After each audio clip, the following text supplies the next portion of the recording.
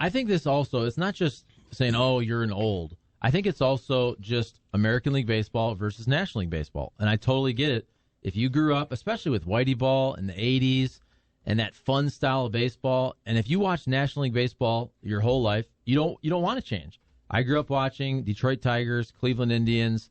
I've always been a guy who watched the DH. And so, but it's not only that. To me, if pitchers could actually hit, I'd be okay with it. Back in the day, people always bring up Bob Gibson and all that. Pitchers actually used to be able to hit a little bit, all right? And it's already difficult to be a pitcher, right? And then to put a bat in your hand, not only that, it's hard for normal position players to hit now. What you have to do in facing 100-mile-an-hour velocity, you have to face a pitcher who's going to probably throw 5 innings these days. He's going to max out at 100 pitches and just, hey, you don't have to go 7, go 5. Guess what? We have 5 relievers in the bullpen that throw 95 to 100 miles an hour. And, oh, by the way, after 2 times through, they're going to bring in a reliever that absolutely neutralizes what you do best. It's hard for a position player these days to have a good batting average and be productive at the plate, let alone a pitcher. So, to me, give me all the Shohei Ohtanis. Give me all of those guys. Mason Wynn, Cardinals prospect, who's coming up as a two-way player. I hope he becomes some percentage of Shohei Ohtani, and he can do both. Michael Lorenzen for the Reds. Big boy. He's freaking huge. Yeah, he is. He can pitch as a reliever. He can play center field, making diving catches. Yep. He can pinch hit a jack every once in a while. If you can do that, give me all those guys. But the pitchers that go up there and just look like they don't even belong, it looks like a major leaguer versus a little leaguer, and you go up there and you strike out. And there's some guys that can hit. We know Waino can hit a little bit, but to me, it's the upside versus, okay, every once in a while a pitcher hits a homer. Bartolo Colon, great moment. But the 4 at-bats the rest of the game where it's usually an easy strikeout 3 of those times, it's not good for baseball. Baseball needs excitement, offense. The DH will help that, in my opinion. What do you think, Jimmy? So I get it. Like it's not like a heated argument. Oh, it's going to be. But I do make it that way. Like I'm not saying, well, I like it back in my day when the outfielders, they just left their gloves out there and they all shared one glove. Like, I'm not saying that. And I know you're not saying that. I said that. But I do think that it's too easy with the DH in terms of strategy and everything. And I think while, yes, you're giving up offense by having a pitcher hit, and I get sometimes they're bad at-bats, but that strategy, to me, always creates excitement and thinking ahead. And to me, that's worth seeing some bad at-bats early in the game, knowing that every move you make now, you have to think 3 or 4 moves down the road, and some of that is removed with the DH. And I'll miss that. Is that going to get the kids involved, though? You know, like that strategy. You don't care about kids. You don't want them. I don't want to party with them. Don't pretend like you like kids. I don't want to party with them. But you dissect the game differently than probably the people that need to get into the game, right? That's a fair point. You're trying to win over young people. I just think baseball, generally speaking, and I guess it's a catch-22, I don't think baseball markets its players well enough. I don't think teams do it. I don't think Major League Baseball does it. That's how you grab kids. You know, you put the best players, and MLB is starting to do that, doing stuff on TikTok. You put players' personalities out there. You can make them, in a sense, bigger than the game. It's interesting because I also like the NBA, and I'm a Knicks fan, but I also follow the Nets.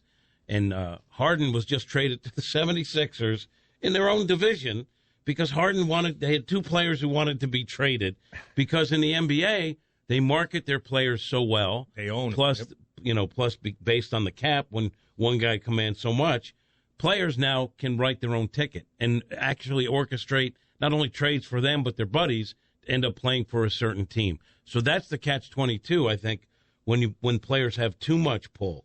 But MLB, that's how you get kids, is you market your superstars. Yes, you push the younger ones, and you can still grab kids and still have no DH. But like I said, it's not like the game's over. Like I tweeted yesterday that I said I'm saddened to see universal DH, but I guess that makes me an old.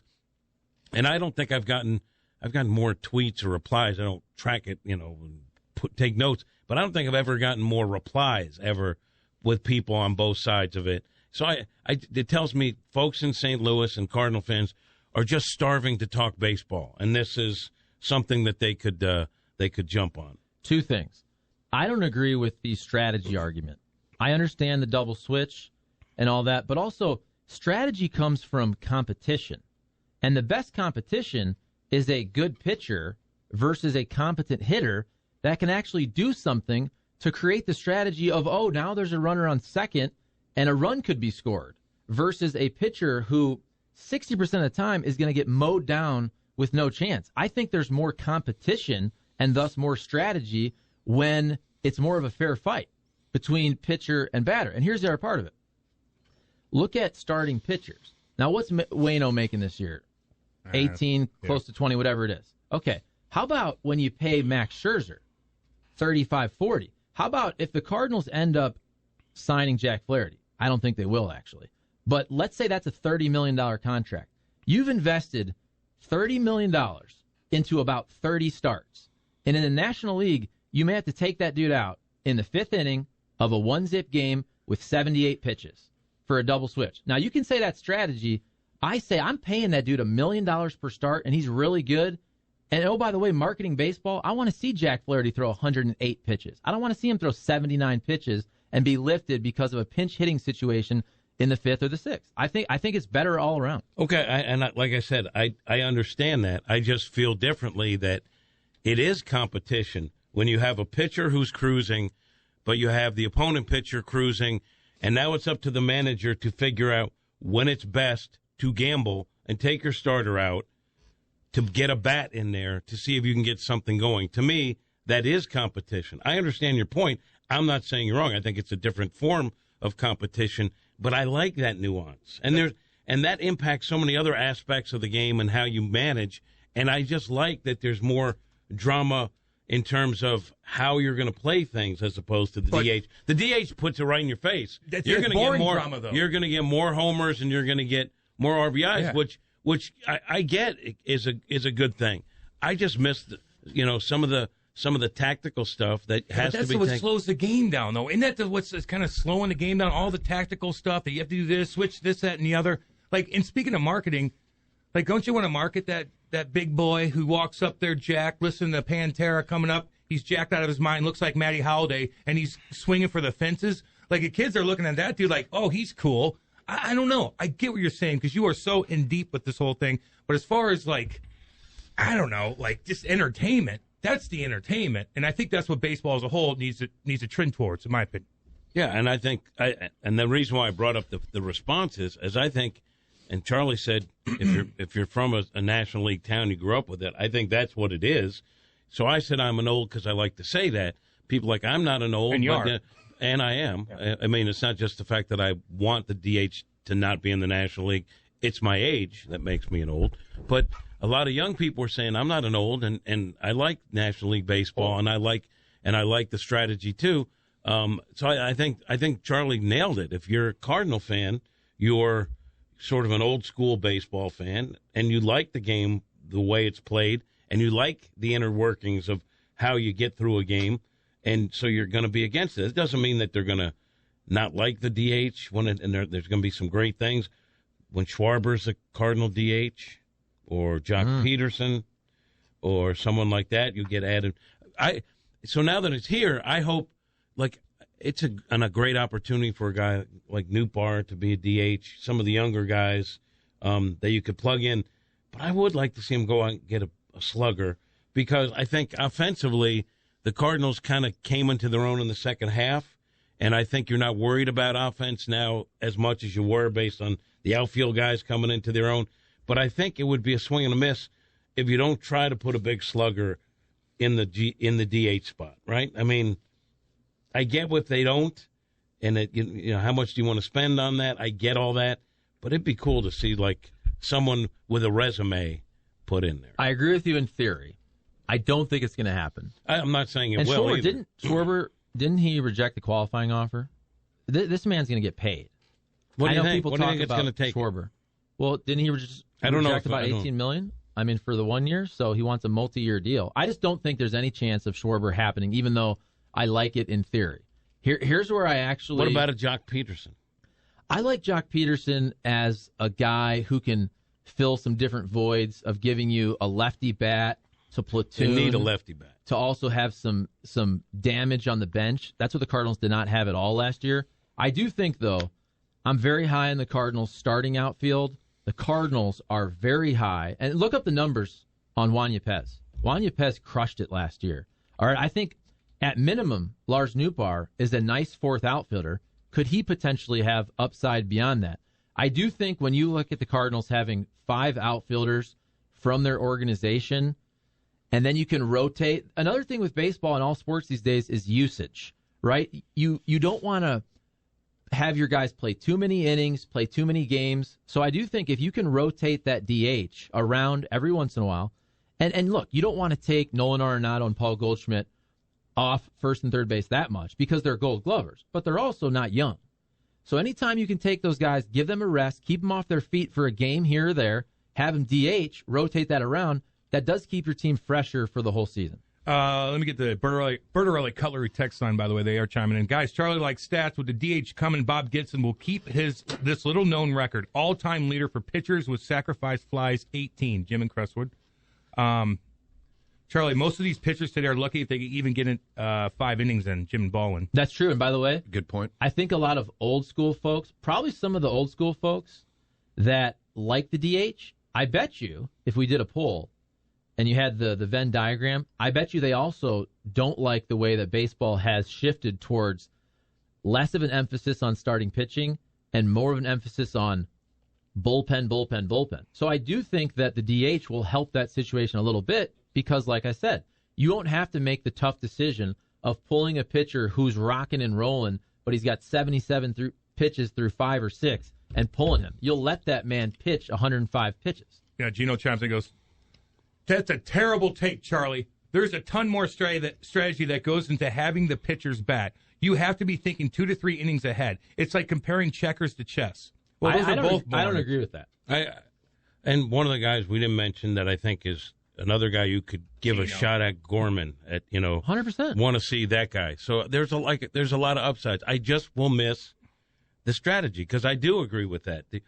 When you're watching a game that's well pitched, there's always a clock in your head of when are we going to make that move? And so I'm going to miss that. Like I said, I get the upside. I think you get the upside of what I'm saying, too. And we both love baseball. I've always disagreed with this. When people throw out the strategy argument, I disagree with that. I mean, there are people who are in love with the double switch. And if that's old school baseball, whatever, that's your thing. To me, strategy comes about from really good competition. And you will have better on-field.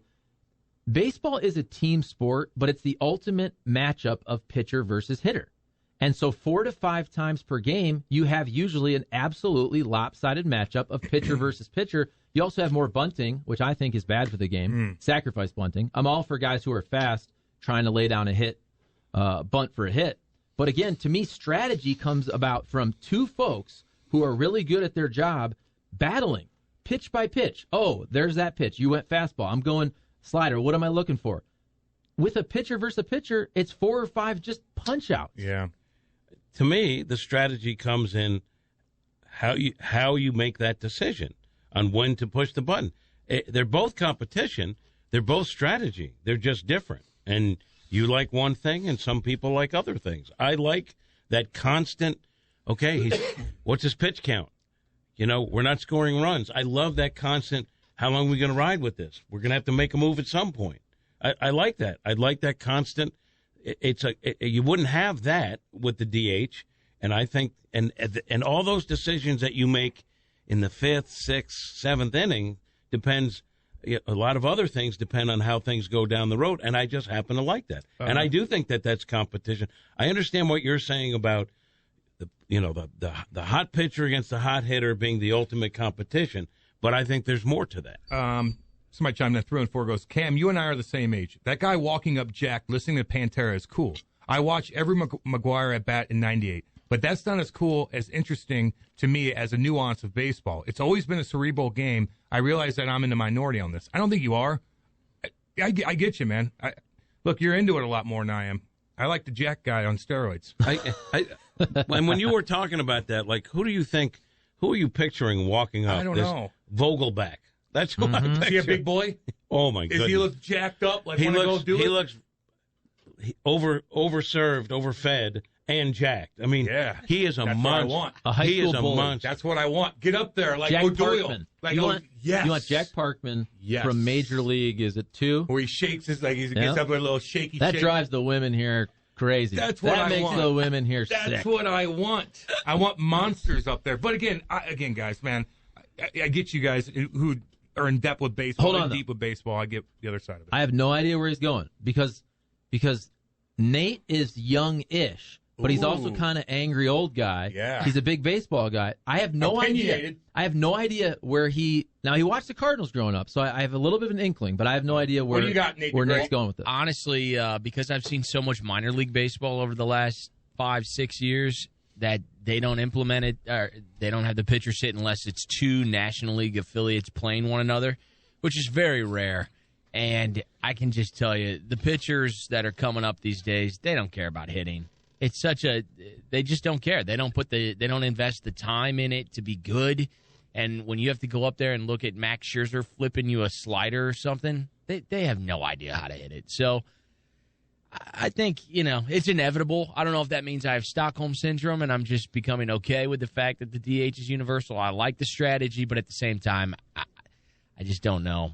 If the players don't care about it, then what's the big deal? Players are for it. I'm sure Waino isn't. I know Waino isn't. Well, that's like one in how But the union is because it extends the career of stars that are, big ticket items. So I get that. And I'm not saying it's wrong. And look, I'm not saying there's not going to be times where I'm like, I'm glad we have a DH.